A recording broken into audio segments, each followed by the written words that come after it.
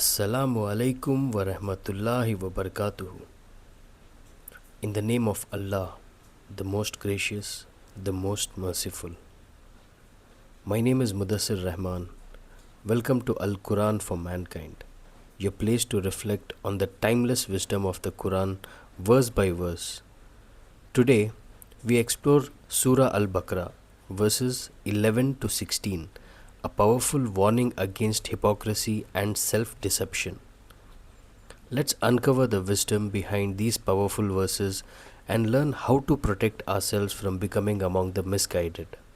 Surah Al Baqarah, chapter 2, verse 11. Wa iza la lahum la tufsidu fil ardi kalu innama nahnu muflihun.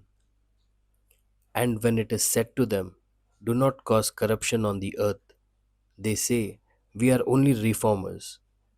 According to Ibn Kathir, this verse addresses the hypocrites, those who pretend to be believers but spread mischief through lies, deceit, and manipulation. They think they are doing good, but they are spreading corruption in society by disobeying Allah, yet see themselves as saviors. These are the hypocrites who disguise their corruption under the name of reform. They spread evil, lies, discord, and injustice but claim they are doing good. This is dangerously common in politics, media, and even religious circles, where people justify sin in the name of freedom, progress, or reform.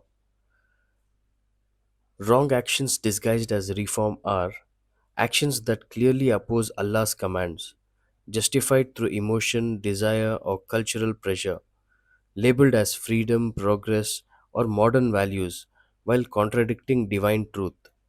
For example, normalizing adultery, fornication, or homosexuality, claiming its freedom of choice or modern love, promoting nudity and vulgarity in media in the name of body positivity or art. Such actions destroy families and society. Real reform protects modesty and family structure. Then leaving Salah and fasting behind and calling it outdated or extreme, bribery, theft, and interest riba, defended as smart businesses and economic necessity.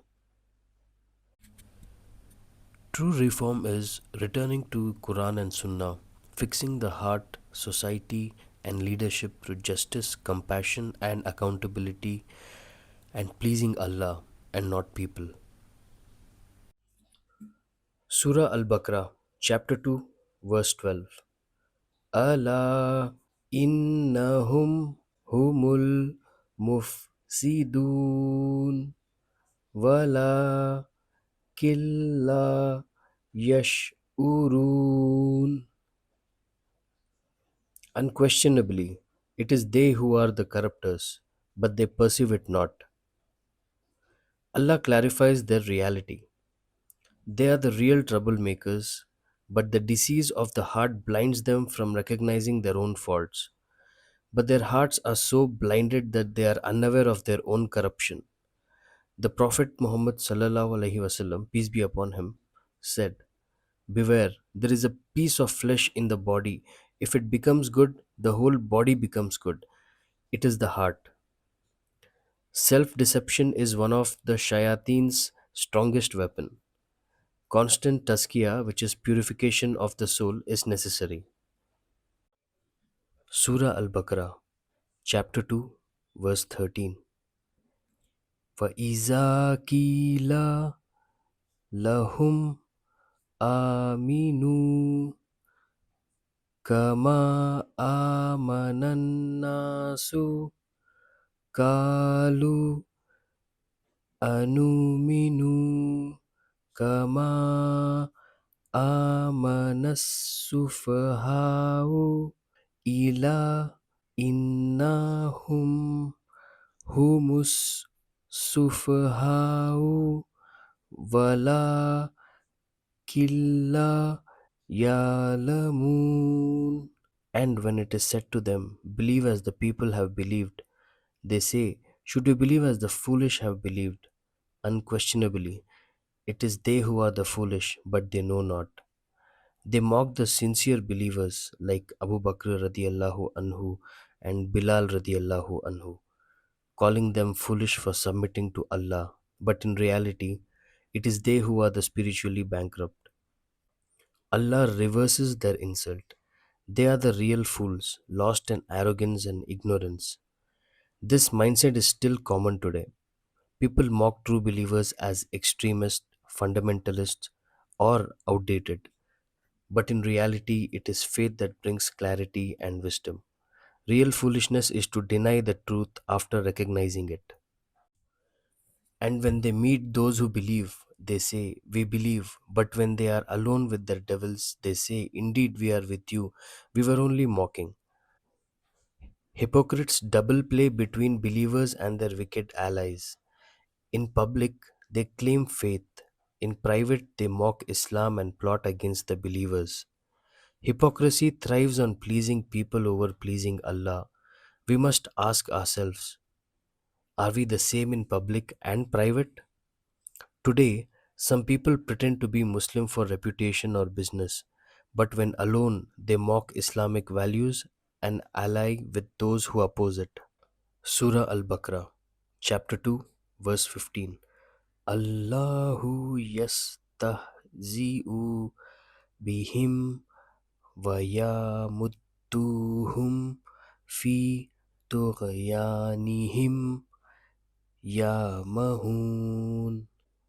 Allah mocks them and prolongs them in their transgression while they wander blindly. As they mock the religion, Allah allows them to dig deeper into their misguidance. This is divine justice. Mockery returns to the mocker. This is not mockery like humans do. This is divine justice. The Prophet Muhammad, peace be upon him, said, whoever imitates a person is one of them. Be mindful whom you imitate and who influences your heart. Sometimes evil people grow in power, but that doesn't mean Allah is pleased with them. It may be that Allah is giving them rope until they fall. Surah Al Baqarah, chapter 2, verse 16. أولئك الذين اشترفوا الضلالة بالهدى وما ربحت تجارتهم وما كانوا مهتدين. These are the ones who have purchased error in exchange for guidance. So their trade has brought no profit, nor were they guided. Allah compares their loss to a bad business deal, trading something priceless, which is guidance, for something worthless, which is misguidance. And in the end, there's no return, no refund, no guidance. Each of us is a trader. What are we trading our time, values, and faith for? Success in dunya at the cost of the hereafter is the worst deal one can make. Like someone selling gold for dust, people who give up Allah's guidance for worldly fame, power, or pleasure. Surah Al Baqarah is the longest chapter of the Quran and was primarily revealed in Medina after the Hijrah migration of Prophet Muhammad, peace be upon him. From Mecca to Medina in 622 CE, these verses specifically addresses the behavior and characteristics of the hypocrites in Medina, a group that emerged as a distinct challenge during the early Medinian period. The hypocrites were individuals who outwardly professed faith in Islam but inwardly harbored disbelief or ulterior motives, often aligning with the enemies of the Muslim community for personal gain or to undermine the Prophet's mission. These verses were revealed to expose and condemn the hypocrisy of certain individuals in Medina who pretended to be Muslims while secretly working against the community. According to tafsir sources like Ibn Kathir and Maududi, after the Prophet's migration to Medina, the Muslim community faced new social and political dynamics. Alongside true believers and open disbelievers, a group of hypocrites emerged, led by figures like Abdullah ibn Ubay ibn Salul. These individuals pretended allegiance to Islam to maintain social status or influence, but secretly opposed the Prophet and collaborated with his enemies, such as the Jews of Medina or the Meccan pagans. These verses are part of the early Medinian revelations, likely revealed within the first 2 years after the Hijrah. Surah Al Baqarah was revealed over a span of about 10 years, but these early verses address the emergence of hypocrisy as the Muslim community established itself in Medina. The period shortly after the Prophet's arrival in Medina, when the hypocrites' behavior became apparent. Maududi notes that these verses address the broader phenomenon of hypocrisy in Medina, where individuals like Abdullah ibn Ubay would publicly align with the Muslims but privately conspire with groups opposed to Islam, such as the Jewish tribes who rejected the Prophet's message. Their claim of being reformers was a facade to mask their disruptive intentions. The revelations of these verses in Medina highlights the complex social dynamics the Prophet faced as he established a new community. The hypocrite's behavior underscores the challenges of maintaining unity in the face of internal deception.